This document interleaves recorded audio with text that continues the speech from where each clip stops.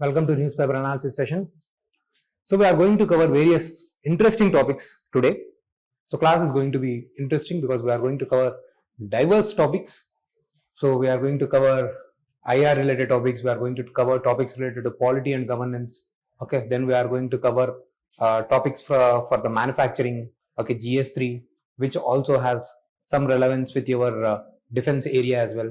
Then we are also going to cover GS1 geography topic and how is this relevant international in international diplomacy as well. So if you can see here the topics that we are going to discuss today, so it is very difficult to segregate the topic into one particular area. So you always see there is a interlinkages between various topics. You will find one topic also has its relationships in another areas as well. Now we are going to study about the very important topic, that is the rare earth elements. Mark my words, okay, you will see the question either in this year mains or in the next year, okay, on these areas. I was expecting prelims question on the National Critical Minerals Mission, but somehow they did not ask. But something on these lines will definitely appear in the mains or at least in the next year prelims, because so much is happening in this section. So China is the one who is producing currently the majority of the critical energy rare earth elements. Okay, these rare earth elements are the one which are crucial for majority of defense industry, electronic devices, even your electric vehicles. If recently China has made restrictions on the these rare earth elements exports. So if these restrictions are made, then if the country, whoever the country is importing these rare earth elements for their electrical vehicles and all, so they don't have any option than to close their industries. So with the China recently into imposing these kind of export restrictions, entire world is in kind of shock, facing various kinds of problems. Basically, China has imposed these restrictions to counter the USA. We have seen USA is doing like a dada, this tariff, that tax, this tax, that tax, everyone. Okay, we have discussed the USA has imposed 30%, up to 30% tax on our steel products. They have increased it to the 50% now. Now China, they have also done the same thing with the China. So China, as a retaliation, they have imposed this kind of restrictions. But India is also going to suffer with this thing. So we'll see. We will try to study all these things. Understanding the dark patterns. This is the one important crucial thing. Okay, some kind of these things has to be used in the GS4, in the business ethics. You have in the ethics section business principles. Okay, so private ethics, private values, private principles. What kind of ethics that you maintain, professional standards. So there you have to utilize these things. Those all things also we will try to cover and we will try to understand. Silent hunter and all, we will see. We will try to go through all these things. So you are going to enjoy the session. So let's see what is the main heading. So if you can see here, they are talking about the world's tallest bridge on the Chenab River. So you need to understand first for the prelims point of view, the bridge related facts, 1 or 2 facts. So then you also need to study where is this Chenab River, from where is it originating, and whose tributary is this river. Okay, so you need to have that kind of clarity on this thing. Then we have discussed, okay, these things will keep on going for a while. So what regarding the RCB events and all, but whatever the things that are relevant from the exam point of view, we have already covered the stampede issue. If anything more comes from the polity angle, from the governance angle, I'll let you know. Okay, for now there is nothing much. Yeah. So then, this thing is going on now. Can you see here? Delimitation will address the concerns of the southern states. Center says.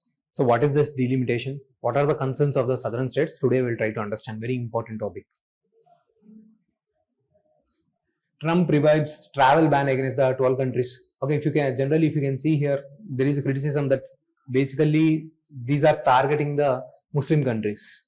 So initially, the Trump government has imposed the travel ban on some specific countries, but later on when this was criticized, he also included some Christian countries as well.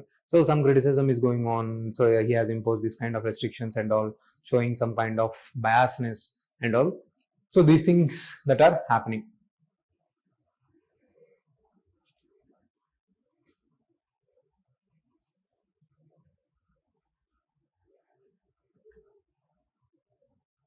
Someday we'll also see more about these flamingos, but just for now, you can also go through what is this flamingo board and all. Okay. Later on, I'll also do these things. For now, I have not taken that topic for today. Some other day, I'll take about those other boards, because I have so many things to be covered for today. So we'll do first delimitation. Very important. Already UPSC also has asked question multiple times. So you need to understand what is this delimitation is. So you have parliamentary form of government. That means you will select leaders, MPs. Like parliament means Lok Sabha and the Rajya Sabha, right? So when you have this thing, so you in the Lok Sabha, the people are getting directly elected. This Rajya Sabha has an indirect form of election. Okay, so through the states, indirect elections, they will be coming to the Rajya Sabha. Primarily, we are talking here about the Lok Sabha when we say delimitation. So basically, this is a process to mark the boundaries so that you have proper 1% representation for specific population. So every MP should represent same amount of the population. For suppose, let's say your Hyderabad MP or your Secunderabad MP is representing for maybe let's assume that 1 lakh population. Okay, it should not happen. Okay, Hyderabad MP or some other MP from your Andhra Pradesh or some other state is representing just 10%. It should not happen. So every person should have the equal amount of representation. The population under his constituency should be same. The X value should be same. So accordingly, I will be marking my boundaries. So in these boundaries, I will be allotting 1 seat for the MP. Right? This is the process of delimitation. So that there is a equal representation. Right? There should not be under-representation. So we are not going by the area of the state while allotting the number of MP seats for that particular region. For suppose area-wise, which state is having the largest area in the India? No. State. Rajasthan. Rajasthan has the largest area. But number of seats are being allotted to the UP. Highest number of seats in the Lok Sabha have been allotted to the UP. Why? Because these have the more population. So basically, we are making sure that every MP is representing same amount of the population. So accordingly, I have to divide my entire territory. I have to do the divide. Okay, so that I'm giving all the whatever the 550 MPs are there. So they should be representing same amount of the population. Then I will do the marking of the entire boundaries. Right? Now based on this process, so every area is properly represented. But however, the state which is having more population will get more number of MPs, right? So that's why UP has got more number of population. Now this is what delimitation. You understood in the simple concept, right? The delimitation is a process of marking the boundary so that every MP is getting the representing the same amount of the population. So it is a constitutionally mandated process. For that process, you will set up a body through Delimitation Act. So delimitation is a statutory body. Delimitation process has to be conducted. It is said in the Constitution. Okay, under Article 80, if I'm not wrong. Okay, once verify this thing. Okay, this is under Article 80. So there should be a proper delimitation process has to be conducted. Okay. So to conduct that process, we will set up a body by passing the Delimitation Commissions Act. This Delimitation Commission Act consists of the 3 persons: a retired Supreme Court judge as a chairperson, Chief Election Commissioner or nominated Election Commissioner, State Election Commissioner of the states concerned. So this body will mark the area, and this cannot be challenged in the court until unless some discrepancy is there. Judicial review will be always be there. Okay, but no, I don't agree. This can be that way. This can be that way. This kind of question should not be there. Okay, you cannot question the knowledge behind that. If there is any kind of fraud activity, always judicial review is there. Judicial review is there for almost everything. Okay, so previously there used to be some kind of restrictions, but now judicial review is almost everything. Okay, the statement is given, there is no judicial review. Okay, but 99.99% the statement is wrong. Okay, the decision cannot be challenged in the court. But if there is any kind of malafide anything, then there will be a judicial review. Okay, so there will be a 3-member body. They will decide how the area should be demarcated. So this process so far has been conducted only for the 4 times. Generally, after every census, now you got the fresh data, fresh population in every state. So the delimitation process will be done. But what has happened? So because if the more population, more representation, so this may bring any kind of mischief and all. So states might not take the population control policy. So then we have taken the some constitutional amendments. See here, 42nd Amendment Act froze the allocation of the seats until 2001 based on the 1971 census. So we have made a decision that till 1971, based on the 1971 census only, we will make the demarcation. So that people go for population control policies. During 1971, our population was at the peaks. Okay, the growth rate of the population was at the peaks. Still now the population is growing, but the way it is growing has slowed down. Okay, now almost the southern states have achieved the total fertility rate less than 2.1. We have discussed this thing that day. We have told you. Okay, what is this total fertility rate? Hum do, hamare do. Okay, manam iddaram manakiddaru. Okay, that is also there in the Telugu. So couple having 2 children. So this will maintain the balance. If it is so that value is 2.1. So total fertility rate means how many children can woman reproduce in her fertility age. That should be 2.1. Now do not think 2.1 means how can 0.1. Okay, so basically on an average it should be 2.1. So this way your population will be stable. It will not go down, it will not be very high. We need that stable growth rate. That should not be so low or so high. But what is happening currently is, so intentions were good, we have controlled the population, but southern states are able to control much more than the northern states. Currently the UP, Bihar states have TFR more than 3.5. The southern states like Andhra Pradesh, Tamil Nadu, Kerala, okay, they are 1.5, 1.6, these things. So they have controlled a lot. Now if the delimitation has been done, UP and other states might get more number of seats. Whatever the seats currently is there, you will lose out those seats. So this is the kind of fear the states are having. So they will lose out the seats. So center is saying we will address that thing. Okay. So in this way, you must remember this thing. In the prelims, I have asked till now how many delimitation commissions we had. Okay, it is 4. They may ask us again. Okay, the value is frozen. The criteria 1971 census is the one which has been frozen since then. They have not changed. Now after this 2027, okay, by 2027 census will be completed. We have seen this thing. So then that new data will be used for the fresh delimitation. Okay, then we will see what will happen. Okay, so why are the south states concerned? So like I told you, they are concerned because they might lose out. See here, they can be subjected to the judicial review. So now what they are saying, now population is increased. So why to have only 550 seats? Increase it to the 750 and 800 seats. Okay, and accordingly you can do. So not just including the population, like say finance commission. How the finance commission provide the funds to the between the states, they will also check how you are performing in terms of the financial management.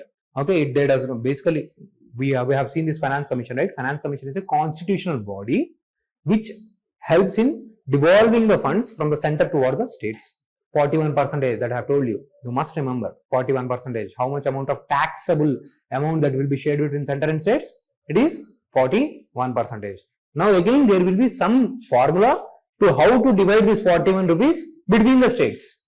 There is some criteria like area, population, their revenue deficit, their fiscal performance. There are multiple criteria, 4 or 5 things are there. You must by heart that criteria and the weightage given to it. Okay, so in the same way we can also have the multiple criteria here. This is a recommendation. Okay, so we will see, we will wait and watch.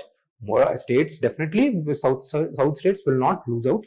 Whatever the seats are there currently, they will increase the seats from 550 to they will make it to the 750 or 800 they will do. Then whatever the share the rise is happening, maybe North Indian states might get little bit more rise, more share can here they might get, but it will not be at the cost of the South Indian states. We have also seen women reservation has been passed, there will be 33% of the seats reserved in the Lok Sabha and the state legislative assemblies.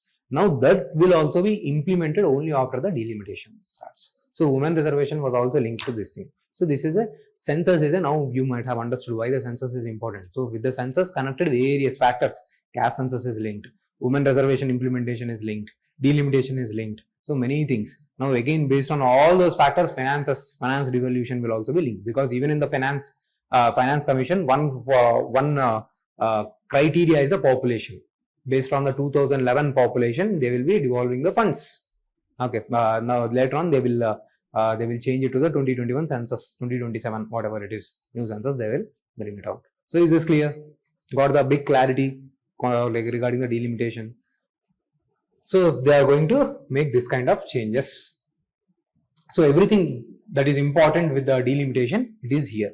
So they may also ask in the mains or next year the prelims. So you don't have to get confusion.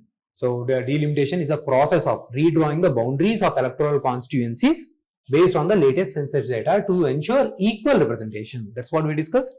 Its aim is to uphold the democratic principle of one person and the one vote by ensuring that each vote carries a similar weight.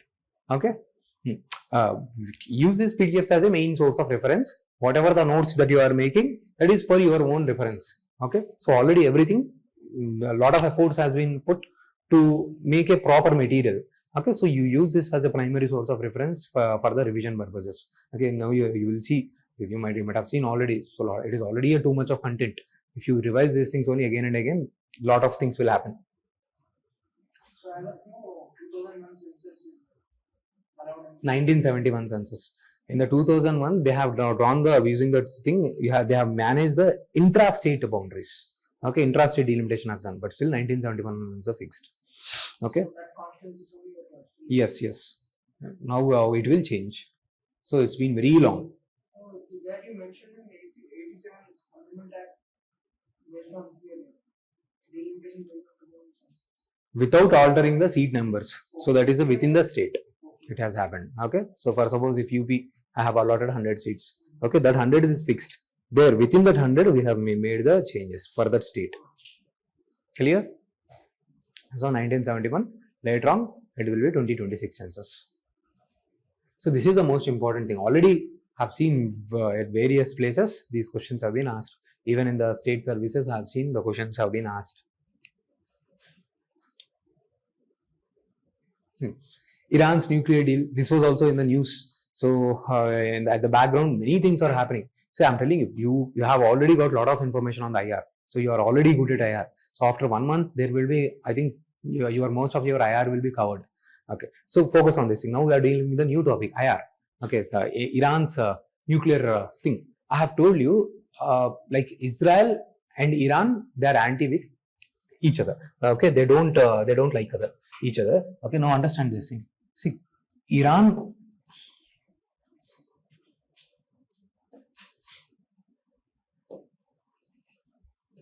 Okay, understand this thing. Basically, Iran is a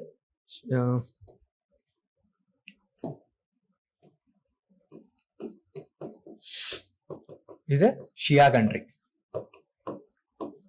Initially, when it got independence, it was pro-USA. Initially, later on, around 1978, Iran Islamic Revolution has happened. Iran Islamic Revolution. So here some fundamentalist has come into the power. Fundamentalist means we call those people as a fundamentalist who are orthodox, okay, who are not broad-minded, okay, who are narrow-minded. So we will call them fundamentalists. Okay, they are like extremist groups, senseless to be simply saying. Okay, so they came into the power. They have opposed all the pro-USA policies. Okay, then Iran also captured the US consulates. You will study these things in your world history. Okay, Iran hostage crisis, USA hostage crisis and all. So these topics also becomes important for the people who are writing mains this year. Okay, so this way. Okay, so somehow after this Islamic Revolution, USA and Iran became anti with each other. Okay, and on the other side you have the Israel. Israel is a Jew country formed based on its ethnicity, like Jews. Okay, it's a like country whose origin you can trace back to the religion. Okay, that Jews belongs only to that particular community, Jews. Now, if you can see here in the entire West Asia, there are primarily you will see Islamic nations, Muslim countries. Now you can see USA has set up this Israel as a kind of a power to stabilize, to balance those things. Okay, so USA wants to utilize this opportunity, because if all the Islamic countries unite, okay, now Israel might lose out, USA might lose out. So it wants to maintain its control. So that's why USA supports the Israel. Now Iran went against the USA here after the Islamic Revolution. Iran also do not support the existence of the Israel, because Iran supports Palestine. Okay, the Palestine state has to be provided. Previously, there used to be, okay, let's assume this is the territory. Okay, here Palestine means the locals who live there. We call them as a Palestinians. But what has happened when the Hitler was killing the Jewish people? Okay, after the World War II, they came there. Okay, they came and settled in this region. Like I have told you, USA does not want that entire area be dominated by the Islamic countries. So USA has allowed Israel within this area, formation of the Israel. So within this area, some area was occupied by the Israel and they have declared the independence.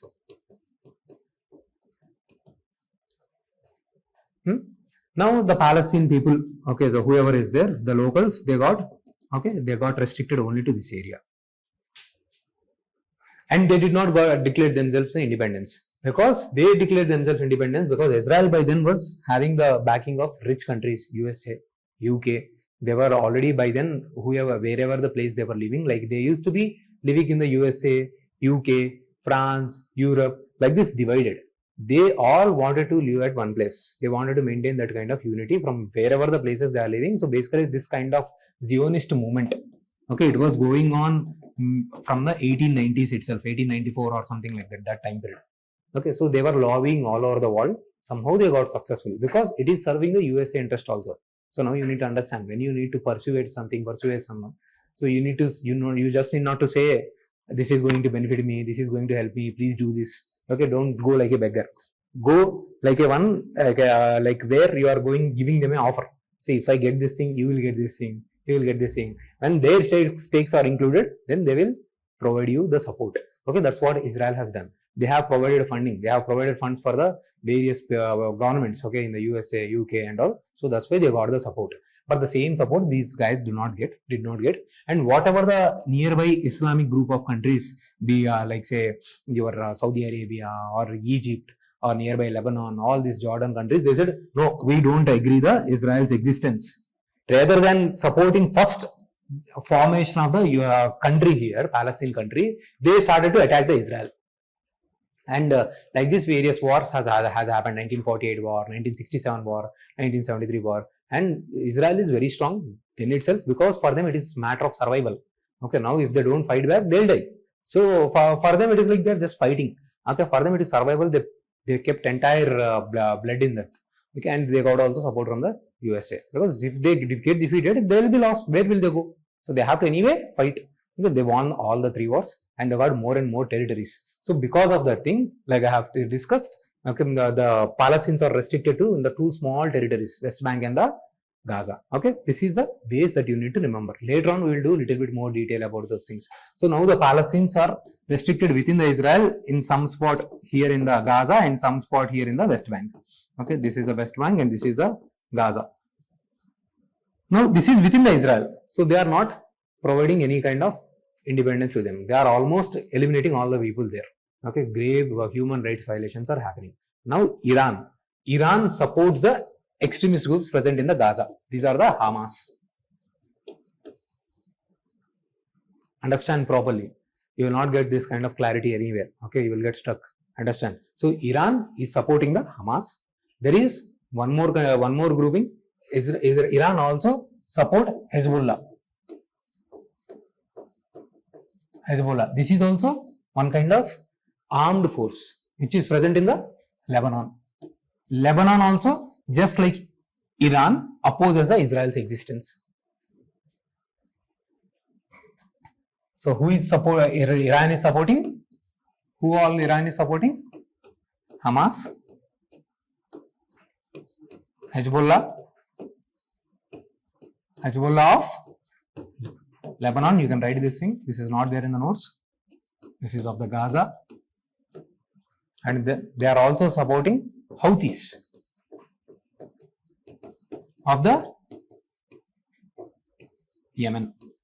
These are the group of people, they were attacking the Red Sea. Okay, whenever something like say Israel is attacking the Iran. So these people attack the Red Sea. I told you the Red Sea is a very crucial area from from the sea route only. So your trading happens. Your ships, all the cargo will move in this area. So this way this is happening. That's why the 1 year they have asked the question on the Red Sea. Okay. So now what is happening is Iran is at its weakest position. So all the major military commandants were killed by major commandants of the Iran got killed. Iran used to also have the support from the Syria. Okay, Syria previously there was a Bashar al-Assad regime. It was a Shia power.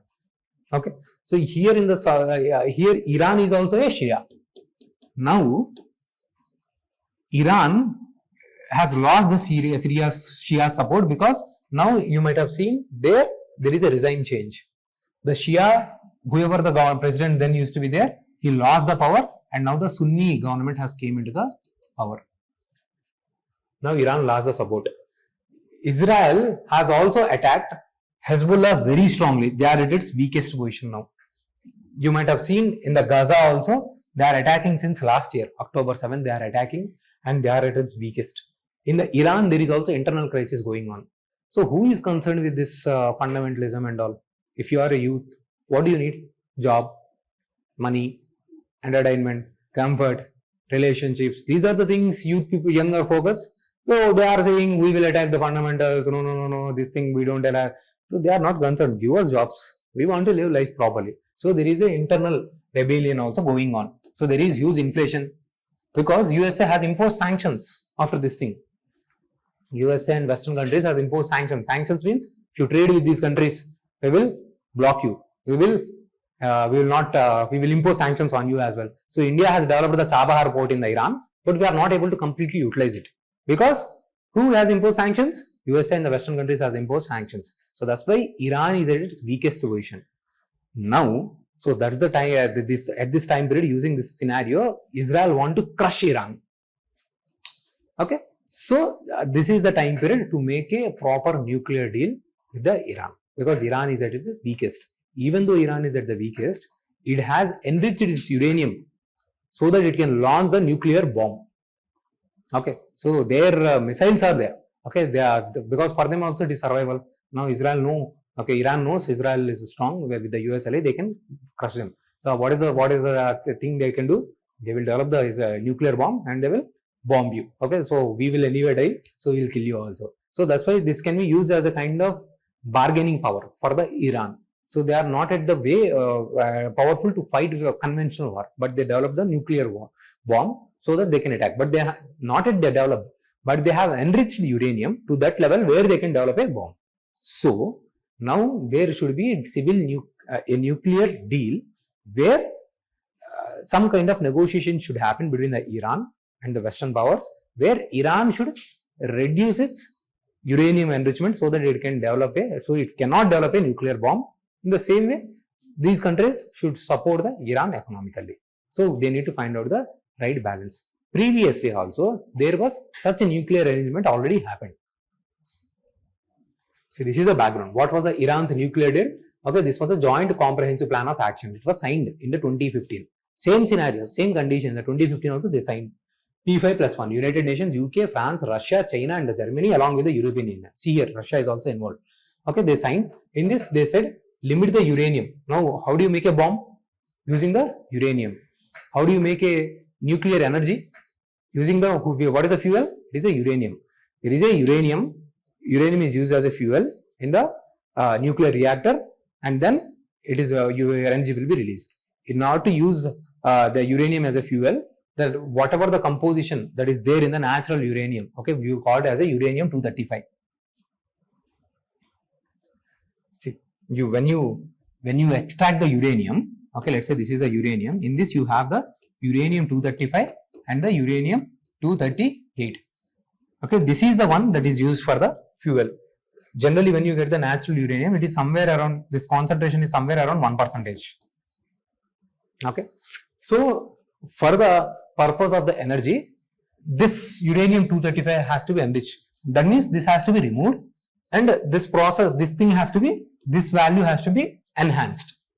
with a proper filtration. So when you enhance this to the 3%, this is used enough for your nuclear energy.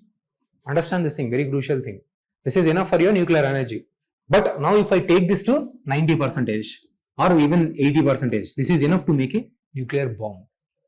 The same fuel can be used for the power and the bomb by enriching it. Okay. So now Iran has almost enriched it for the 70%, 75%. If it is if it takes care for 1 week, if they can launch a bomb and they can attack the Israel if they want. So now Israel, that's why want to crush it. So that's why USA is making a deal. Okay, anyway, it does not want some kind of nuclear attack or something. Okay, so USA is making a new deal. Previously also they have made a deal to minimize their nuclear enrichment to the 3%. But somehow after the Trump came into the power in the first regime, he did not agree with the deal. He said all the deal is nonsense and all. He has reimposed the sanctions. Then Iran has meant for the enrichment. Now currently they hold largest uranium to make a bomb. So now again Trump is going into the talks to make a new deal. So this is going on. Is this clear? The big picture. Okay, you got the clarity. So it's IR is more like a story. So you will be understanding these things, everything like a kind of chess game. Okay, some person is doing one attack, another person is launching counter attack. It will be very, very interesting. So it's like a kind of a zero sum game. Someone is winning. Okay, someone is losing. Someone is losing. Someone is gaining. Zero sum game means one's losses, one's gain. Okay, it's like that. Okay, so this is where it is happening. So what deal happens, we do not know. So once the deal happens, okay, then we'll see. Now who will check the thing whether it is uranium is enriched or not? That is a IAEA, International Atomic Energy Agency. See, enrichment means removing unwanted uranium-238, making the concentration of the uranium-235 atoms higher. It takes much more work to enrich uranium to 3 to 5% uranium-235 than it does to enrich uranium to the 90%. See here, US withdrawal 2018. So Iran, as a response, began violating and it has enriched the uranium up to 60%. And then trust between Iran and the West has gone down. And so various discussions are going on between the USA and the Iran. But Israel does not want this deal. Israel wants to crush Iran altogether. It wants to eliminate everyone. Okay, so there it wants to eliminate Gaza. Here it wants to eliminate Iran and all. Okay, so they want to do these things. Silent hunter. So very small topic. Just basically we have seen Ukraine is attacking the Russia with the drones. Okay, now Russia has supplied them some technology where they can use simply proper surveillance and whenever the drones are there through laser, they can attack. This is called the silent hunter. So so there are talks that Russia is now we have seen Russia is not able to handle these drones. Ukraine is attacking the Russia with the drones. So it is said that China has supplied them with critical technology where Russia can now attack the drones for Ukraine. Okay, so for a silent hunter. Okay, that is not official. What China says, we have not supplied anything, but there are reports that Russia is being supplied by the China.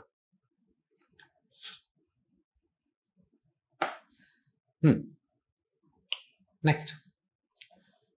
France, Dassault Aviation and India's Tata Advanced Systems Limited. So basically, you know all the, you guys know about the Rafale, right? So Rafale fighter aircraft, 4.5 generation. So basically, the France has accepted to manufacture this thing in India along with the transfer of technology. I have always told you, whenever there is a component of the transfer of technology, it becomes very crucial thing. Very few countries transfer technology. Why do we not trust USA is they don't transfer us technology. There is no very less component of the joint development. Whenever there is a joint development in India, then there will be technology transfer. But USA rarely transfers the technology. For us, we rely more on the Russia and the France because they transfer technology also. They are not only transferring technology, they are also trying to develop this Rafale, especially the prime component of the Rafale. Okay, what do we say is, what is it? Where is it? Fuelages. Okay, Rafale fuelages, the main critical component of this Rafale. Okay, so with which you can manufacture aircrafts. Okay, that will be developed in the Hyderabad area. Okay, this is also very important current affairs for the TGPSC. So this is going to not only just create the manufacturing jobs, manufacturing and all, but also with the critical technology, this is also going to help us in the defense. In the same way, Russia has also agreed to sell us. Okay, where is this? I missed writing here or what? I think I missed. Okay, Russia has also agreed to sell us what is this aircrafts? I forgot the name. Sukhoi, I think. Okay, Sukhoi 47, Su-47 or something is there. Okay, I need to check this thing. I forgot mentioning here. Okay, so Russia has also, because currently I told you we are developing the 5th generation aircrafts. We want to develop. I told you this is going to take time till 2032.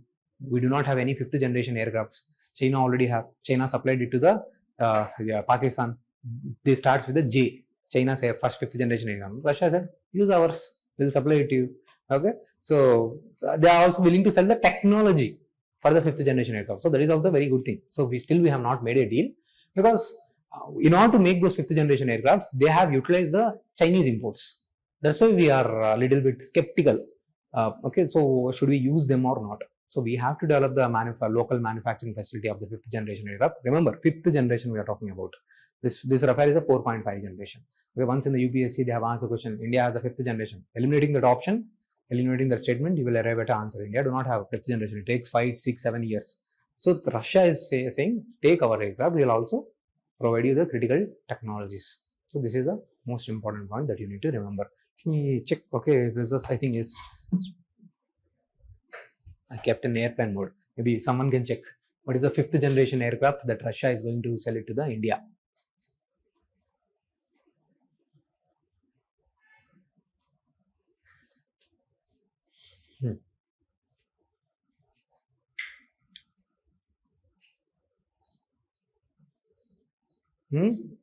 Su-57.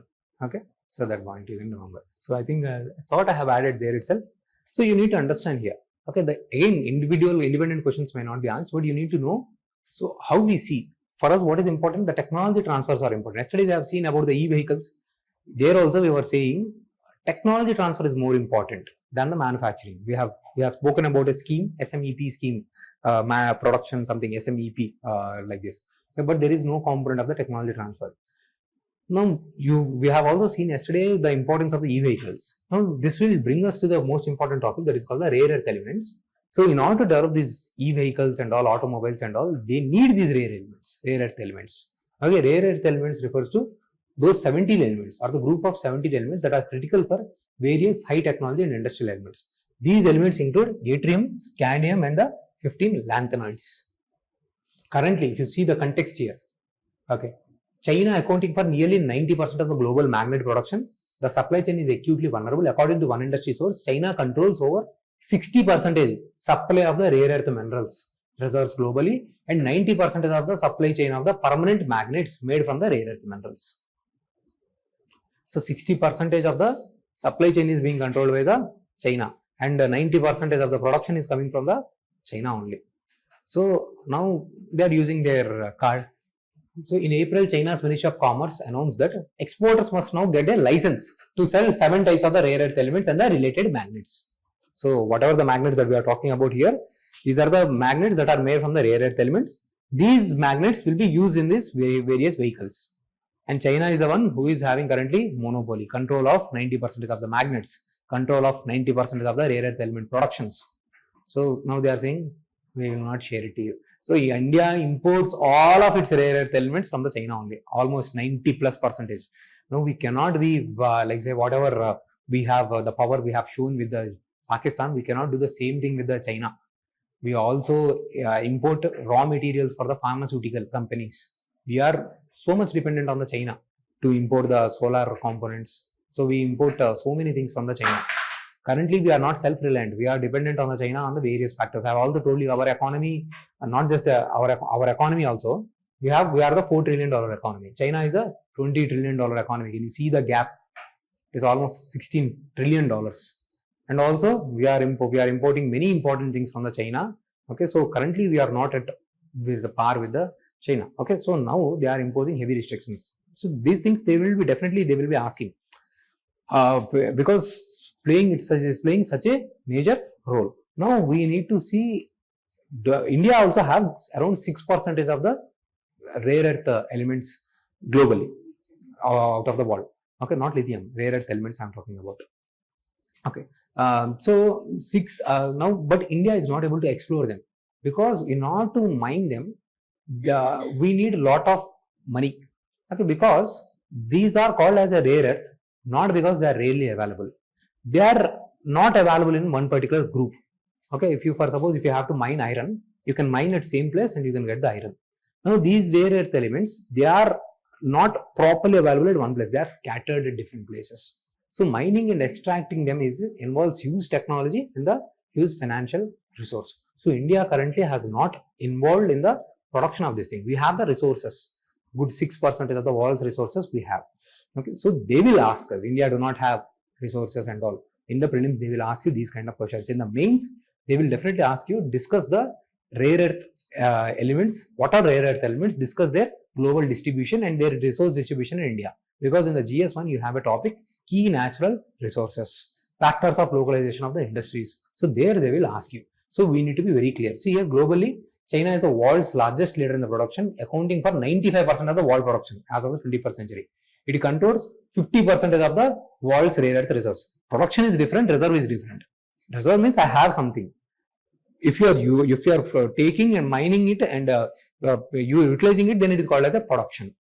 So currently production is China control. Okay, whatever the resources it has 60% of the world's resource.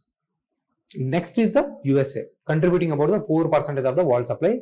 Realizing the China's dominance, US has started the rare earth mining long back. See why they are controlling the Ukraine also. Like previously, you have seen Trump was abusing the Ukraine president. Okay, because they also have these rare earth elements. Somehow at the back ends, they might have made some kind of deal. Okay, so so these things, I'll come to that thing again.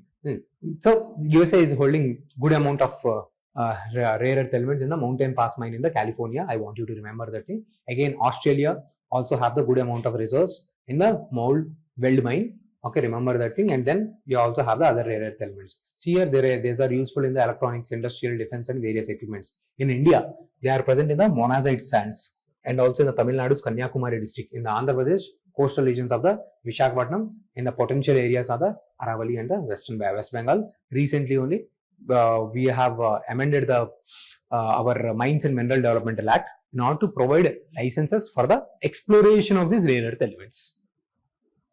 Okay, so we have recently launched National Critical Minerals Mission. This will be asked for this year mains. Okay, or even if it is not asked, you have to mention this thing, very important mission.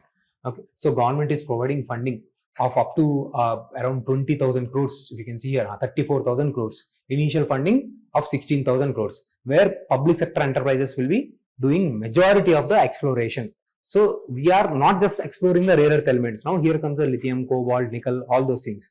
So lithium, cobalt, nickel, these are the primary most important minerals that are coming. We do not have the lithium also. We do not have the sufficient amount of the nickel, cobalt also.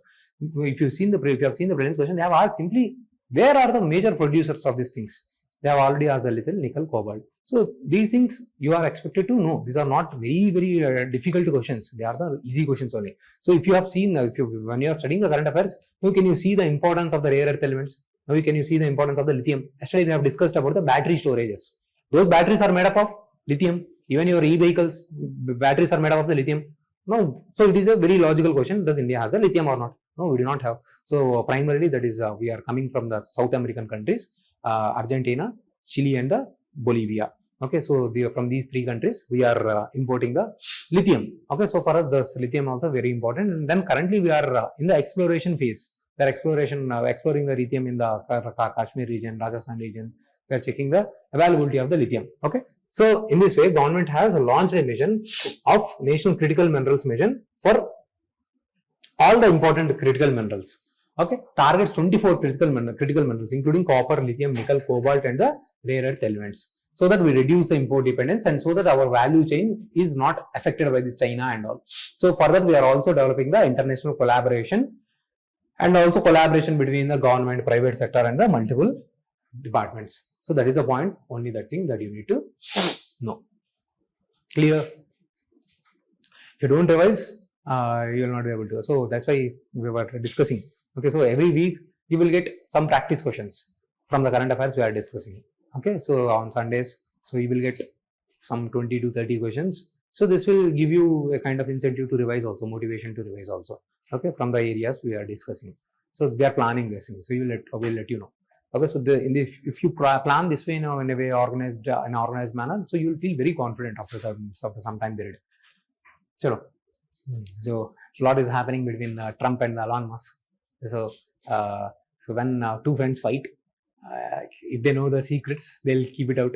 So Elon Musk has revealed. Okay, so so Trump is involved in various criminal activities. So there was some list. What is the list name? Okay, so his name is appeared in this list. So there was some list. I forgot the name of that list.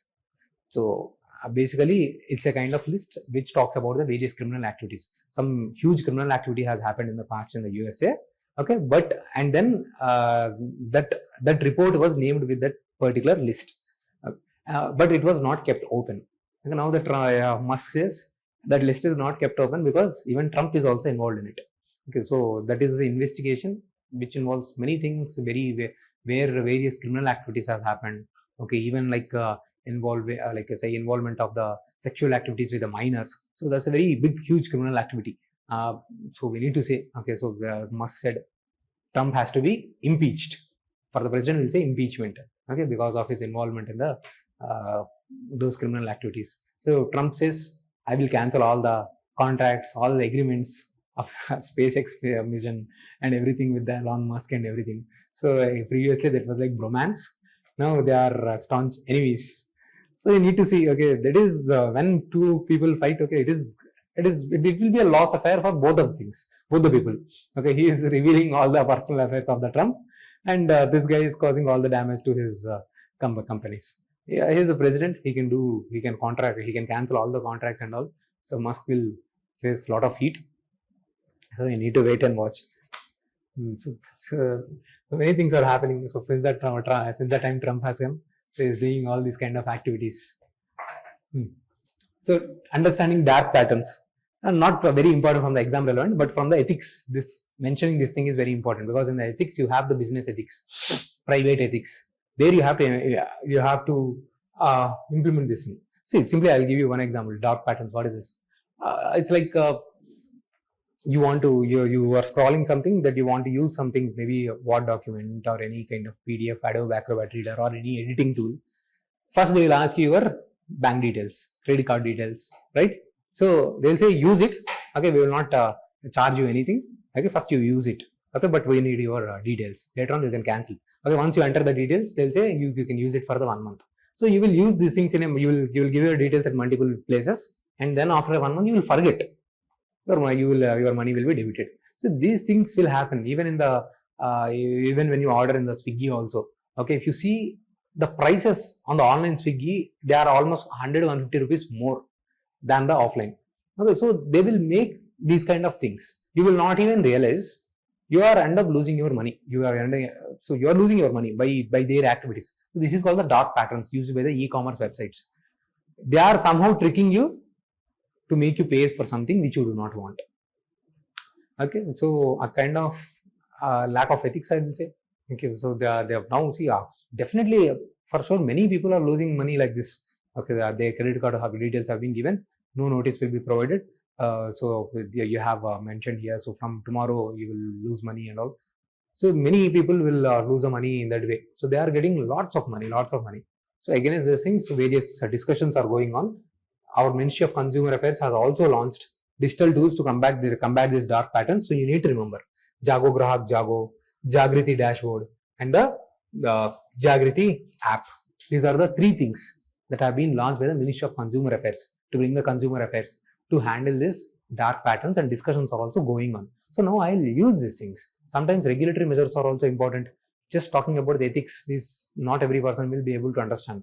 You need to impose penalties, impose the punishments also sometimes. Okay, then only things will be happening.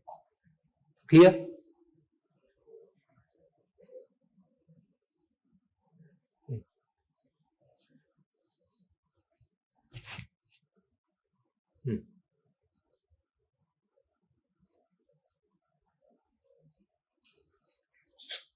Okay. See here, Chenab River. I've just given you idea. So you need to see. Okay, there is Indus, there is Jhelum, Chenab. Basically, in the Indus Water Treaty of 1960 that was signed between India and Pakistan, we said these western rivers belongs to you, Pakistan. And these eastern rivers, Ravi, Bias, Satluj, they belongs to India. So previously, whenever we are constructing any dam on these things, okay, Pakistan used to fight. Okay, no, you are not allowed to construct any dams and all. Okay, but now we are free to do anything because now currently we are not adhering to that treaty. Okay, so now here you are constructing the largest world's tallest bridge on this Chenab river. So you need to also be aware from where the Chenab river is originating. We have already seen the Brahmaputra. In the same way, you need to read total Indus river and its tributary. I'm just giving you the direction. How do you study? Okay, so here, see here, Chenab river. It is formed by the confluence of the Chandra and the Bhaga rivers in the Himachal Pradesh. It originates in the Baralacha Pass. This is given in our NCERT, geography NCERT. So that's why this becomes very important. The same way, Rotang Pass or anything, the origin of the Indus river, the Satluj river, Bias river, all these things are very important, and all these origins, everything is given in your NCERT. You should be very clear. Okay, so about these west flowing rivers and the east flowing rivers. Finally, they will merge in the Pakistan areas of the Punjab, Pakistan, and then they will enter into the Arabian Sea. Okay, so what are the key hydropower projects on the Chenab river? This is very important. These are always in the news. Salal hydropower project, Baglihar hydropower project, Dulhasti. Just this much you need to remember. Okay, Ratle and the Pakal. By heart it. Okay, these are the 5 projects. So they will give the hydropower projects and they will ask you the marks of following. These are the 5 hydropower projects which are in the news, especially in context of the Chenab river. Later on, we'll see some other things which are on the Jhelum and all, if there are anything important. Totally somewhere around 20 to 30 in Kashmir alone. But few important things that are recurring in the news, only those things we will try to remember. Clear? So the facts related to that bridge, just have an idea. Now, coconut oil prices are rising, coconut oil prices. So I am the one who generally promotes the coconut oil, ghee. Okay, everywhere I say, I'll ask people to switch to the ghee and the coconut oil. People will think, okay, these are the saturated oils. These are not good for the health. But coconut oil, believe me, they have some antibacterial and antifungal properties. When you cook your food with your coconut oil, they have very good properties that is good for your gut, as well as, and the smoking point. That means generally when you cook, your oil releases smokes. Okay, that means that it is not good. Okay, its chemical composition is changing. You are going to the fast food centers and all, and the smoke is coming out. You think there is something very, very smoky is happening. But basically, the composition of the oil is getting changed because they use the cheap oil, refined oil, reused oil, vegetable oils, which are not good for your health. If you eat once, so you have taken up some of the trans fats and the cholesterols in your body. Okay, so basically cooking oils, best cooking oils are the ghee and the coconut oils. So realizing this thing, people are got to know, more awareness is happening. So they are going for more and more coconut oil consumption. So the coconut oil prices are rising. So I have taken up this thing because once UPSC has also asked the same way about the cocoa. I'm fond of chocolates. Okay, so that day I have seen like Amul dark chocolates I used to eat. So initially the price was 150. Suddenly I've seen price has been raised to 200.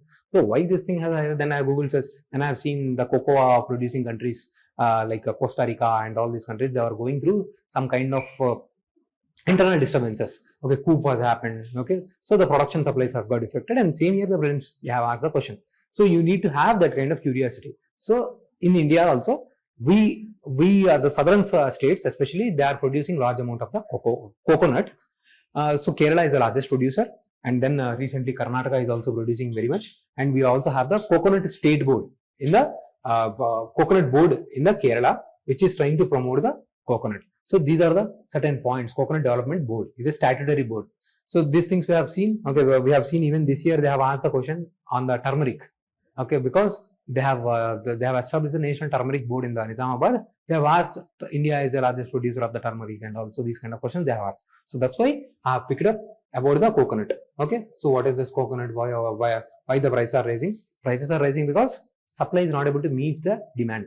We also import from the Southeast Asia, but now the monsoons has arrived early. So because of the changes in the climate and the global changes, so because of the disruptions, coconut production has got affected. So that's why supply has been affected, but demand is rising. So that's why coconut prices is continuously rising. You guys also got awareness. Now everyone is trying to drink the coconut waters in the summer and all, right? So no more Pepsi, Coca-Cola. So reduce at least. I don't say no more. Okay, at least people have reduced its consumption and they are switching towards the fresh live drinks. Okay, coconut. So that's why its prices have increased. Okay, so you need to be aware the South Indian states are the one majorly producing, and we also import coconut from the Southeast Asia, which have got affected by recent rainfalls. Another last and most important topic is Central Asia. Check the map properly. Okay, so you have the Kazakhstan, Uzbekistan, Turkmenistan. Okay, and then you have Kyrgyzstan, Tajikistan. Okay, if you can see here, you have this is the Caspian Sea. We have seen this Black Sea, and then we have seen this Turkey, Armenia, Azerbaijan. Can you see here? So this Central Asia, here you have this Iran, Afghanistan, and we do not have the direct connectivity to this Central Asia. But if you can see here, that day we have discussed this. What is this corridor? Can someone tell me? Very good. This is a Wakhan corridor. Okay, so much of instability is going on. Okay, and China has the borders with these countries. Okay, and this is very important for us. This region is very important for us. Now, currently we are engaging in the various dialogues. Central Asia dialogue is going on. This is the context. Recently, India Central Asia dialogue, fourth dialogue. Okay, so it was institutionalized in the 2019. Now, this is the fourth meeting that was being conducted. Now, the question will not be asked, what was the fourth meeting, first meeting, second meeting? Broadly, you need to understand who are these Central Asian countries. So now you are clear. Who are the Central Asian countries? Basically, these are the group of countries. Previously, they were also under the part of USSR. When USSR got disintegrated, then many countries got the independence. I told you, East European countries, and in that Central Asia also is there. Okay, these countries got the independence. They got independent countries. Now, after that, okay, so they are playing major role. For us now, why are they important? If you can see here, these countries also face similar kind of issues of terrorism. If you can see here, this area is known for drug trafficking. Okay, so Golden Crescent. Okay, this area, so many like drug smuggling and all, the opium production and all, everything happens in that area, and they will be smuggled into the entire Central Asia and even into the India and all. So handling that thing, controlling the drug trafficking is very important. Terrorism is very important. So you need proper support from these Central Asia group of countries. That is a prime point. First point for the security related thing. So what kind of security related things? See, both of the countries will face the similar security concerns: terrorism and extremism, cross-border terrorism, drug trafficking, cybercrime, and the Afghanistan instability. Okay, previously like Afghanistan was always unstable thing. Even when you study the modern history, there you will see British first try to control the Afghanistan. You will have the Afghan wars. You will study in your modern history. So they will take a hard beating. Okay, so first initially British went there, they try to control, but they are like ruthless people. Okay, so these people, they don't care their lives and anything. Okay, they can just come and attack. Okay, so they don't care about the loss of life and all. They are completely different type of people. Okay, so initially UK, Russia, England used to try to control the area. Finally their resources got drained and all. Later on, Russia entered there. Okay, after that, Russia only, because in order to maintain those things, its economy, its resources got drained, and finally because of that thing only, USSR got disintegrated. Later on, USA used to maintain the peacekeeping force. Okay, then USA also evacuated after a few years. After its evacuation only, Taliban has captured the Afghanistan. Now Central Asia, through Central Asia, the China wants to control the Afghanistan. We have seen this thing yesterday. Your CPEC corridor is being extended to the Afghanistan. Okay, because China is realizing that Afghanistan is supporting the India. They don't want to give India this extra additional advantage. So they want to suppress the Afghanistan. Okay, so in this context, in order to maintain presence in the Afghanistan also, to suppress any kind of extremism in Afghanistan also, our support is important in the Central Asia, and Central Asia's support is also required for the India. This is another important point from the Afghanistan instability point of view. Okay, and another thing, I have already told you, we import 85% of our petroleum resources. Okay, we do not have the petroleum reserves in India, so we import from the West Asia. Now we want to diversify the basket. Why do we want to depend only on the like Saudi Arabia, these countries? So we want to, like currently we are also importing from the Russia, Iran also, and also we want to diversify more things. So previously we have planned TAPI, Turkmenistan, Afghanistan, Pakistan, and India gas pipeline to meet this thing. Now you can understand, but that was never come into the force because it is passing through the Pakistan. Okay, so it will never allow. Okay, it has to flow through the Afghanistan and Pakistan. But somehow these countries have good amount of the oil and the gas reserves, and also they have the uranium. They have the critical mineral reserves. Okay, you will get in the PDF what kind of resources they have. I have told them to compile it and to give it to you. Okay, so the main point here is these countries have very critical hydropower resources, uranium resources, your rare earth element resources. Okay, iron. Okay, all those important things like we have the copper, whatever the critical minerals we were discussing about, lithium, these things. So these countries hold these things. So for the resource point of view also, they are very important. Now, another important thing is, in order to control the terrorism in this area, they have formed a grouping called, which grouping? If anyone know, SCO, Shanghai Cooperation Organization. Okay, so with the support of the China. Okay, now India is also part of this thing, Shanghai Cooperation Organization. The independent individual question can be asked on the SCO. Okay, this is a kind of security collaboration. Was initially launched with only Central Asian countries along with the China and the Russia, but later on India became the member.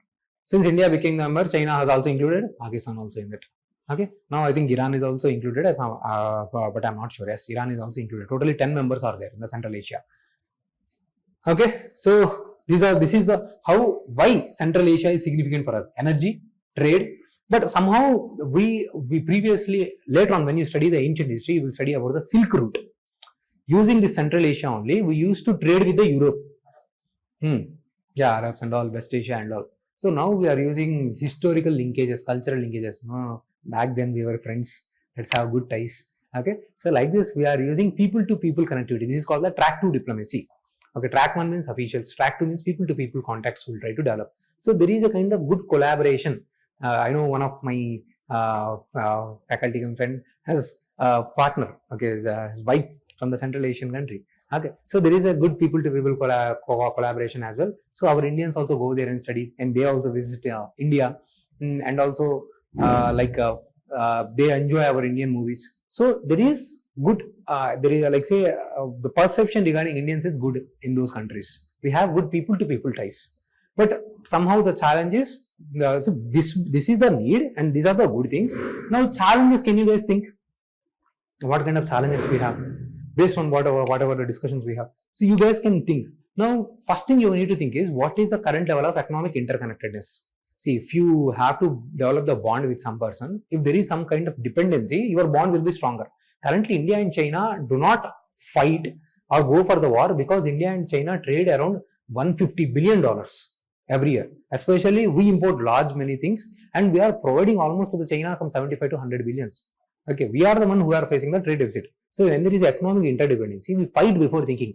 We are going to attack, but you'll think, anyway, we are getting money from them. So you'll think this is called a kind of economic diplomacy. Okay, so but that level of connectivity is not there with the Central Asia. Hardly the trade is 3 billion. Same thing we have seen with the Latin America also, some 5 billion, 7 billion. So you do not have that thing, because the reason is you do not have direct connectivity. In between you have the Himalayas, you do not have the thing. So first thing, it is only $3. Then second thing, you do not have the, you can note down these points. First point is lack of economic interdependency, which is hardly at the $3 billion. Second thing is, you can mention lack of direct connectivity. So we have planned various things like INSTC corridor, but nothing has completely come into the force. Lack of direct connectivity, road connectivity or anything. This is the second point. Next thing, challenge of the China.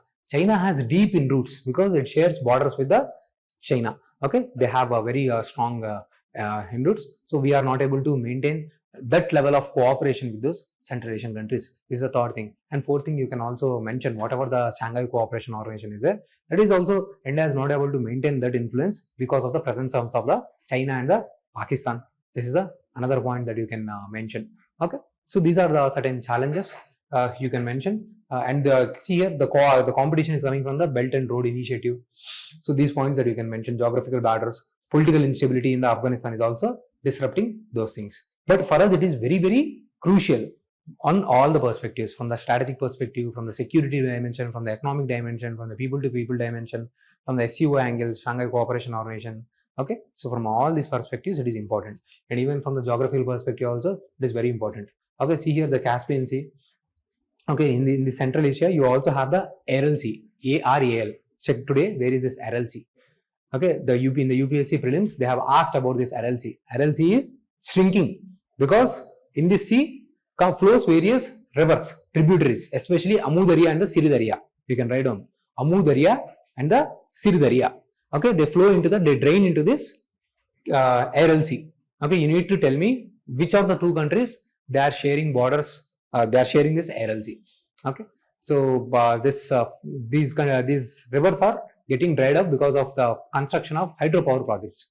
So now see, if any river is draining into that particular sea, now you are stopping in between by constructing the dams. So the amount of water that enters into that sea is being reduced. So because of the same thing also, RLC is getting drained. So it is always in the news. If the sea is getting drained, whatever the biodiversity present in that area will also die, right? So that's why that is in the news, and UPSC has asked the question some 6-7 years back itself. Okay, so Amu Darya, Siri Darya. Okay, they are basically remnants of the Tethys Sea. Later on, you will study in the geography, the Tethys Sea, formation of the Himalayas and all. So for now, understand this much, and we are also developing our airbase in this Tajikistan. Kyrgyzstan also has the hydropower projects, so we need power. That is also very important for us. Okay, so these things, that is important for us. Okay, so just one more thing I wanted to add.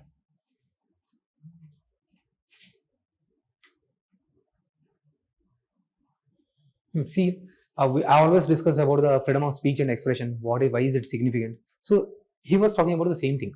Why freedom of speech and expression is important. Here one judgment has been mentioned. Okay, the Anuradha Bhasin case. It is very important.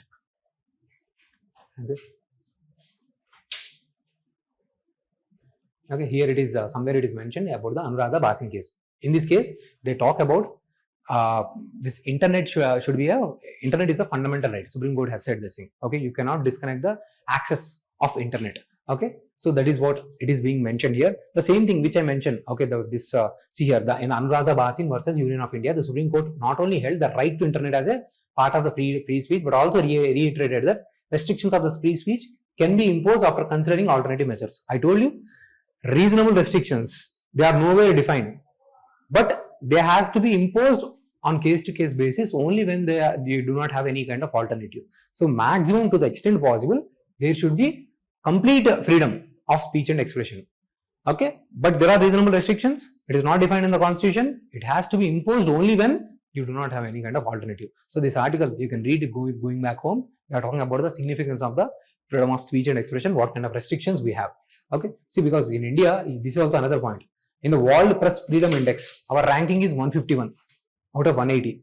So this highlights how many restrictions we have on the freedom of speech and the expression. Now, when they ask something on the freedom of speech and expression, this can be used as introduction. India's freedom press index is 151. Ranking of freedom press index is 151. Okay, then this is the most important judgment. Someday I'll again ask you, Anuradha Bhasin case, what does it say? Okay, so you have to remember this in Anuradha Bhasin versus Union of India. Right to internet. Okay, it is a fundamental right. Okay, so please remember that point. That's it. Okay, here I'm giving you this thing. This is talking about the nuclear energy. Someday we will discuss more in detail about the nuclear energy. Okay, that's all for today. Thank you.